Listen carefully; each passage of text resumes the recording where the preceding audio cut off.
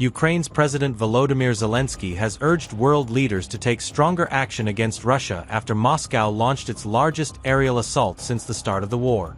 Speaking to ABC News' Martha Raddatz in an interview that aired Sunday, Zelenskyy backed U.S. President Donald Trump's hardline approach. He stated, "It is the right idea to put tariffs on countries that continue to make deals with Russia." Zelenskyy warned that Russia's escalating attacks were a test of global resolve, stating, "It is important that today we saw a broad response from our partners to this strike. Clearly, Russia is trying to inflict pain on Ukraine with even more brazen attacks. This is a clear sign that Putin is testing the world, whether they will accept or tolerate this.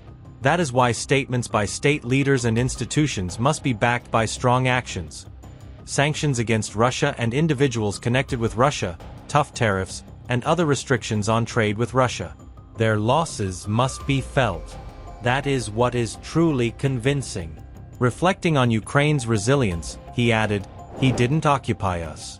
We win. And I think so because we still have our country. He wants, of course, to occupy us totally. For him, that would be victory.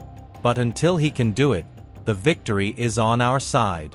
It is very painful in this war, because there are a lot of losses. That's why, for us, survival is victory, because we are surviving with our identity, with our country, with our independence." In a series of posts on X, Zelenskyy said that the statements by state leaders and institutions must be backed by strong actions, sanctions against Russia and individuals connected with Russia, which he suggested through tariffs and trade restrictions with Russia. Meanwhile, President Trump signaled that the U.S. is ready to escalate economic pressure on Moscow.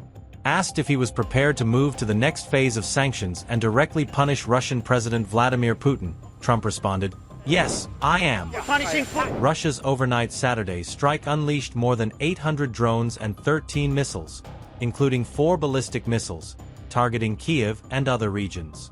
For the first time, a key government building in the capital, the Cabinet of Ministers, was hit and engulfed in flames. An infant was among at least 2 killed as residential areas endured 11 hours of air raid sirens. Emergency crews in Ukraine worked throughout Sunday to control fires and rescue civilians trapped in damaged buildings.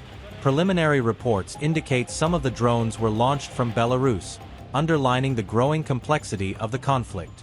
As Washington and Kyiv align on tougher economic retaliation, the question now is whether U.S. allies will match the urgency as Russia steps up its attempts to cripple Ukraine's infrastructure and test international patience.